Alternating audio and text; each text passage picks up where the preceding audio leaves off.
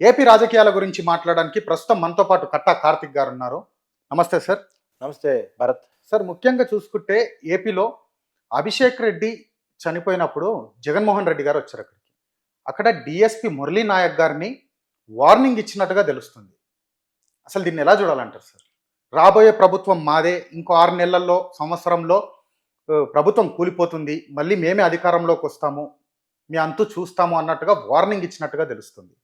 దీన్ని ఎలా చూడాలి సార్? మాజీ ముఖ్యమంత్రి పులివెందుల ఎమ్మెల్యే వైఎస్ జగన్మోహన్ రెడ్డి గారు అక్కడ ఉంటుండే డిఎస్పి మురళీ నాయక్కి ఒక వార్నింగ్ ఇచ్చారు అనేది సోషల్ మీడియాలో చాలా పెద్ద ఎత్తున చర్చకొస్తాం. అవును సార్. ఆ మురళీ నాయక్ కూడా ఇప్పటికే హోంమంత్రి గారికి, తర్వాత డీజీపీ గారికి ఫిర్యాదు చేస్తున్నారు. ఆ ఫిర్యాదు మేరకు మనకి వచ్చినటువంటి ఇన్ఫర్మేషన్ ఏంటంటే, ఆ కుటుంబంలో ఏదో జగన్మోహన్ రెడ్డి గారి కుటుంబంలో అభిషేక్ రెడ్డి అనేటువంటి ఒక వ్యక్తి చనిపోయారు. అతను డాక్టర్. అతను చనిపోవటం మీద కూడా చాలా రకాల అనుమానాలు ఉన్నాయి. ఎందుకంటే వివేకానంద రెడ్డి గారి హత్య కేసులో సాక్షిగా, అనుమానితుడిగా కూడా అభిషేక్ రెడ్డి ఉన్నారు. వైఎస్ వివేకానంద రెడ్డి గారు చనిపోయినప్పుడు మొట్టమొదటిగా అక్కడికి వెళ్ళి, అక్కడ అది ఫస్ట్ వాళ్ళు సూసైడ్ అని చెప్పేసి అన్నారు కదా, వాళ్ళు ప్రచారం చేసింది హార్ట్ అటాక్ వచ్చి చనిపోయారని చెప్పేసి వైసీపీ ప్రచారం చేసింది కదా.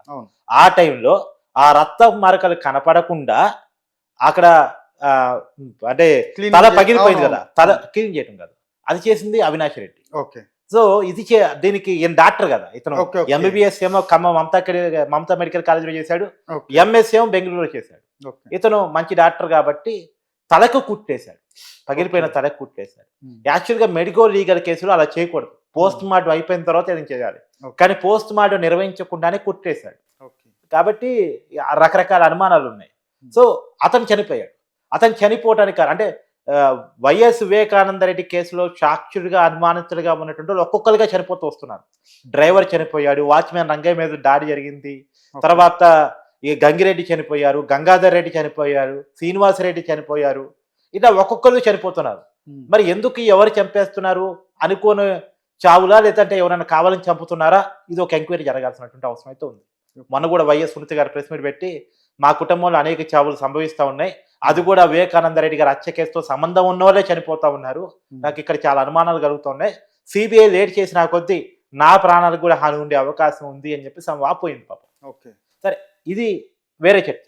సో అభిషేక్ రెడ్డి చనిపోయాడు కాబట్టి పరామర్శించడానికి వెళ్ళాడు, వాళ్ళ కుటుంబ సభ్యుడు కాబట్టి. పరామర్శించడానికి వెళ్ళి పరామర్శించిన తర్వాత అక్కడున్న వైసీపీ కార్యకర్తలు కొంతమంది జగన్మోహన్ రెడ్డి కంప్లైంట్ చేశారు, ఇక్కడున్న డిఎస్పీ చాలా స్ట్రిక్ట్ గా ఉన్నాడు, ఇతన్ని ఒకసారి మన వాళ్ళందరినీ కూడా విచారణకు అని పిలుస్తున్నాడు, మన మీద ఉన్న కేసులన్నీ బయట తీస్తున్నాడు, గట్టిగా వార్నింగ్లు ఇస్తున్నాడు, రౌడీజాన్ని పాల్పడితే, ప్యాక్షనిజాన్ని పాల్పడితే ఊరుకోను అని చెప్పి చెప్తున్నాడు, మన మాట వినే పరిస్థితిలో లేడు అని చెప్పేసి వాళ్ళు చెప్పారు. అంటే వాళ్ళు చెప్పింది ఏంటంటే, ఈ మురళీ నాయక్ అనేవాడు పవన్ కళ్యాణ్ సినిమాలో భీమ్లా నాయక్ లాగా ప్రవర్తిస్తున్నాడు అని వాళ్ళు చెప్పారు. కాబట్టి జగన్మోహన్ రెడ్డికి ఎక్కడో గాలింది.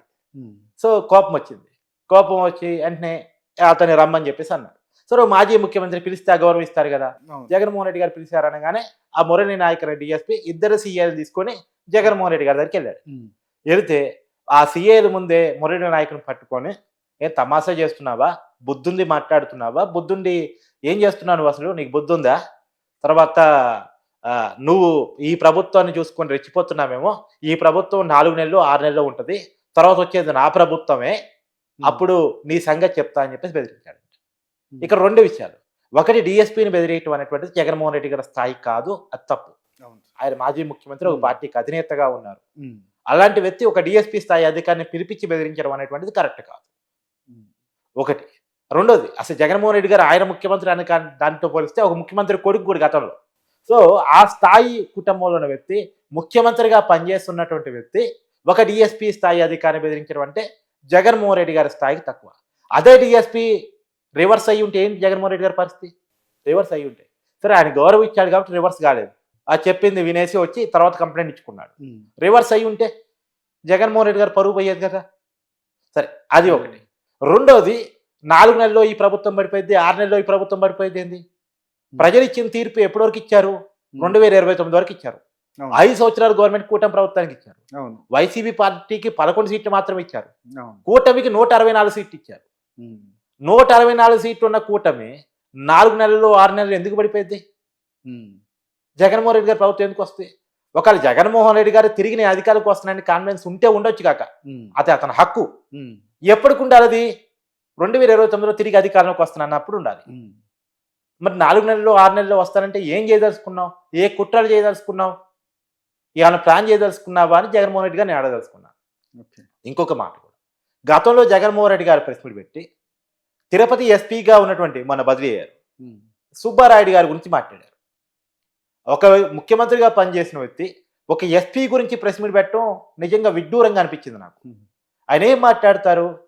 సుబ్బారాయుడు నేను తీసుకొచ్చి చంద్రబాబు నాయుడు తిరుపతిలో పెట్టుకున్నారు, తెలంగాణ నుంచి డిప్యూటేషన్ మీద తీసుకొచ్చుకున్నాను నేను, నువ్వు ఉంటావో మళ్ళీ తెలంగాణకి వెళ్తావు నాకు తెలీదు, కానీ నువ్వు ఎక్కడికి వెళ్ళినా సరే సప్త సముద్రాలు దాటైనా సరే నేను వేటాడుతానే నిన్ను అని చెప్పేసి డైరెక్ట్గా ప్రెస్ మీట్లో వార్నింగ్ ఇచ్చాడు జగన్మోహన్ రెడ్డి. అంటే ఎస్పీకి ఏమో ఓపెన్గా మీడియా ముందు ఛాలెంజ్ చేస్తావు, వార్నింగ్ ఇస్తావు. తర్వాత డిఎస్పీకి ఏమో నువ్వు పులివెందులో పోయినప్పుడు ఆఫ్ ది రికార్డు వార్నింగ్ ఇస్తావు. అంటే ఏంటి నీ ఉద్దేశం? పోలీస్ ఆఫీసర్లకి నువ్వు వార్నింగ్ ఇచ్చేది ఏంది? సుబ్బారాయుడు చేసే తప్పేంటి? ఎర్రచంద్రం స్మగ్లర్లని ఆట కట్టించడం, ఎర్రచంద్రాన్ని పట్టుకోవటం, గంజాయిని పట్టుకోవటం. మరి పోలీస్ చేసే పనిగా ఇది? పోలీస్ చేసే పని పోలీస్ చేస్తే తప్పేంటి? జగన్మోహన్ రెడ్డి గారికి ఎందుకు కోపం వస్తుంది? అంటే ఎర్రచంద్రం స్మగ్లింగ్ ఏమైనా వైసీపీలో చేస్తున్నారా?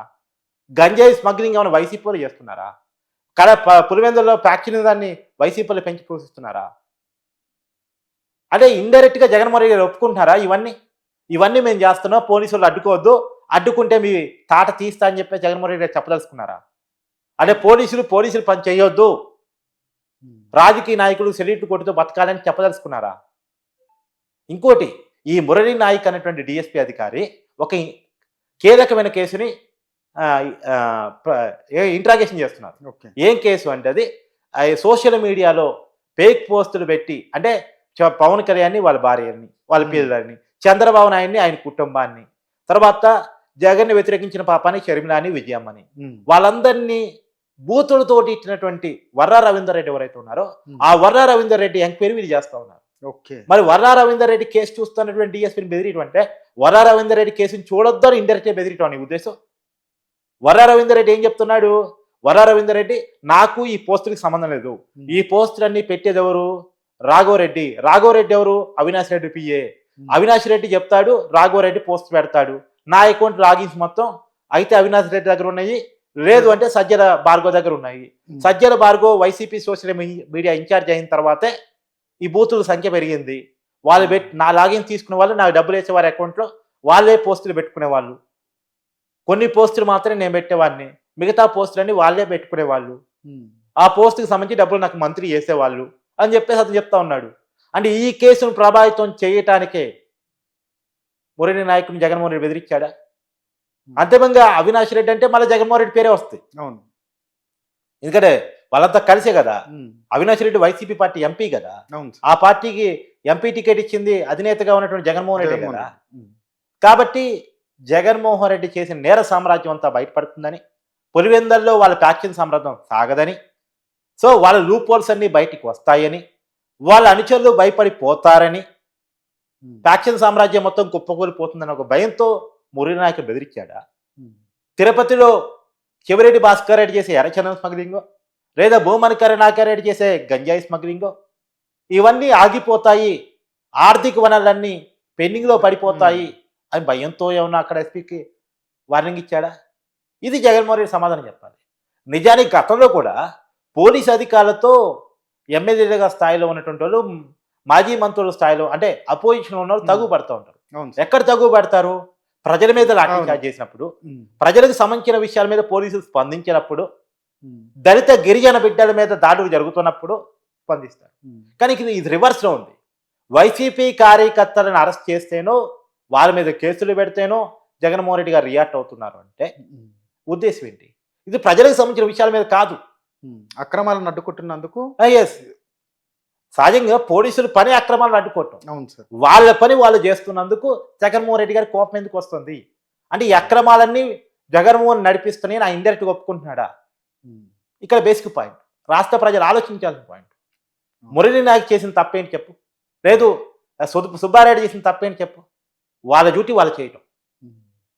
వాళ్ళు ప్రజల డబ్బులు తీసుకుంటున్నారు కాబట్టి, ప్రజలకు సంబంధించిన విషయాల మీద రక్షణగా వాళ్ళు ఉండాలి కాబట్టి, స్మగ్లింగ్ని అడ్డుకోవాలి కాబట్టి, ఫ్యాక్షన్ని అడ్డుకోవాలి కాబట్టి, రౌడీజాన్ని, గంజాయిని, డ్రగ్స్ని అడ్డుకోవాలి కాబట్టి చేస్తున్నారు. తప్పేంటి? నీ 5 సంవత్సరాల కాలంలో నువ్వు చేయలేదు, కానీ ఇప్పుడు చేస్తుంటే కూడా చేయనీయనంటే ఎట్లా? ఈ రౌడీ సామ్రాజ్యం ఏంది? ఈ రౌడీ గోల ఏంది? ఈ ఫ్యాక్షన్ నైజం ఏంటి? ఏం చేస్తావు పోలీసుల్ని? వివేకానంద రెడ్డి లాగా ఇంకేమైనా చేసే ప్లాన్లు ఉన్నాయా? ఇక్కడ సమాజంలో ఈ ప్రశ్నలు వస్తూ ఉంటాయి. వీటి గురించి చర్చ జరగాల్సినటువంటి అవసరం ఖచ్చితంగా ఉంది.